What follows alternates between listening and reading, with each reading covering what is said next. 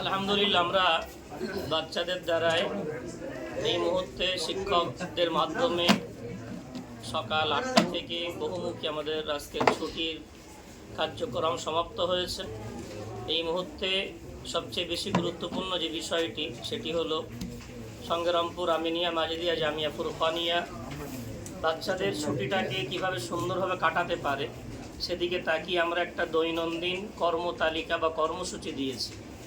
তাতে আমাদের অফিস থেকে একটা বায়ান দেওয়া আছে, যে বায়ানটা হলো এমন: আসসালামু আলাইকুম রহমতুল্লাহ। শ্রদ্ধেয় অভিভাবক অভিভাবিকা, আপনি আমাদের এই কাফেলায় ফুরকানির এক সচেতন মান্যবর। আমরা আপনাকে স্মরণ করিয়ে রাখতে চাই যে আপনার সন্তানকে যোগ্য ও দিনদার হাফেজ বা আলেম হিসাবে গড়ে তোলার জন্য যতটা আমরা দায়বদ্ধ তার চেয়ে বেশি দায়বদ্ধ আপনি। তাই আপনার সন্তান যাতে ছুটির দিনগুলিতে বাড়িতে অবস্থানকালে বাড়ির ও গ্রামের পরিবেশে প্রভাবিত হয়ে দিন ও দিন শিক্ষা বিমুখ হয়ে না পড়ে, তার জন্য মাদ্রাসা কর্তৃপক্ষ ছুটির সময় নির্দিষ্ট কিছু সহজ কার্যাবলী আদায় করিয়ে নেওয়ার দায়িত্ব আপনার উপর অর্পণ করছে। আশা করি আপনি এ ব্যাপারে যত্নবান ও সচেতন হয়ে নিজ সন্তানের উজ্জ্বল ভবিষ্যৎ কামনার্থে আমাদেরকে পূর্ণ সাহায্য করবেন। ছুটিতে ছাত্রদের প্রতিদিন কর্মসূচি। যারা নুরানি কায়দা বা মক্তবে পড়ে, নুরানি কায়দার ছাত্র প্রতিদিন 5 তক্তি করে কেতাব ও 5টি করে দোয়া পড়ছে কি? পাশে অপশান দেওয়া আছে হ্যাঁ এবং না। গার্জেন যিনি পিতা অথবা মাতা, তিনি ওখানে টিক মারবেন 1 মাস পরে যে হ্যাঁ বা না। নাম্বার 2, নাজেরার ছাত্র প্রতিদিন কমপক্ষে 1 পারা করে কোরআন তেলাওয়াত করছে কি? যদি করে হ্যাঁ, যদি না করে তো না। সত্যটা লিখতে হবে, কেন এখানে ইনসাফ এবং আল্লাহর দিকে তাকিয়ে সত্যটা এখানে লেখা। নাম্বার 3, হিফজ ক্লাসের ছাত্র প্রতিদিন কমপক্ষে 2 পারা করে কোরআন তেলাওয়াত করছে না করছে না। নম্বর 4, মাওলানা ক্লাসের ছাত্র প্রতিদিন কমপক্ষে আধা পারা কোরআন তেলাওয়াত এবং মোতালার কেতাব সেলফ স্টাডি, তার প্রতি বছর কিছু বই ক্লাসে পড়ানো হয় না, তার যোগ্যতা অনুযায়ী কিছু বই দেওয়া থাকে।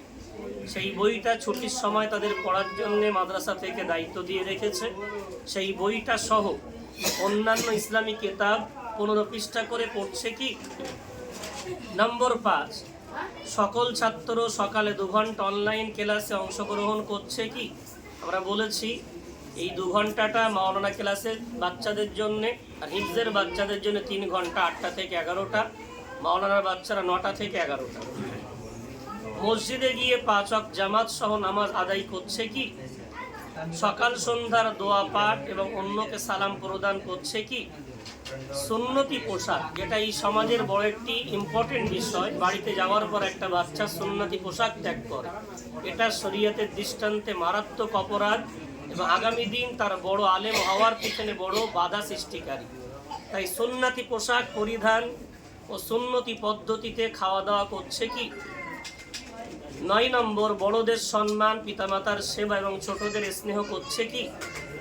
মোবাইল ফোন দেখা ও অনর্থক কর্ম থেকে দূরে থাকছে কি? এটা ভাইরাস, খুব আপনাদের খেয়াল রাখতে হবে। ক্লাস টাইম ছাড়া বাচ্চাদের কোনো মতেই মোবাইল দেওয়া যাবে না, এবং ক্লাস টাইমে মোবাইল দেওয়ার পরেও গার্জেন উপস্থিত থাকতে হবে, যে সেখানে আপনার বাচ্চা ক্লাসে অ্যাটেন্ড করা বাদ দিয়ে অন্য কিছু করছে কি না। অন্তত টোটাল এই 20 দিন ক্লাসে আপনারা আমাদেরকে সহযোগিতা করবেন, এই আশা রাখছি। নম্বর 11, প্রতিদিন আরবি, বাংলা, ইংরাজি ও উর্দু হাতের লেখা করছে কি? যদি করে তার জন্য হ্যাঁ, না করে তো না। এই পৃষ্ঠাতে এই 1টি মাস আপনার বাচ্চার কর্মতালিকা অনুযায়ী অভিভাবকের একটি স্বাক্ষর দেওয়া আছে।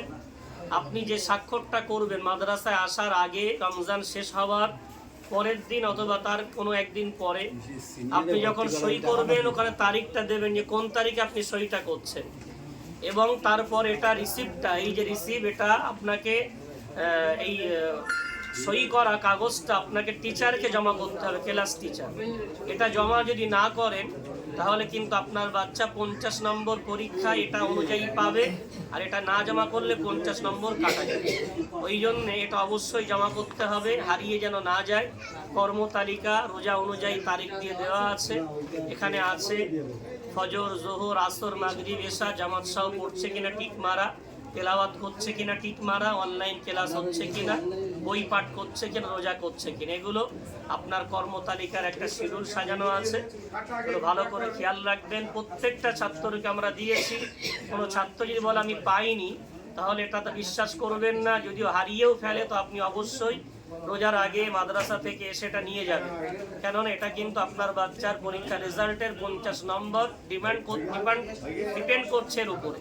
তো অনুরোধ রাখবো অবশ্যই আপনি এই কর্মতালিকা অনুযায়ী নিজের বাচ্চাকে আমাদেরকে পথ চলতে সাহায্য করে এই সহযোগিতায় আপনি হাত বাড়িয়ে দেবেন। আসসালামু আলাইকুম ওয়া রাহমাতুল্লাহ।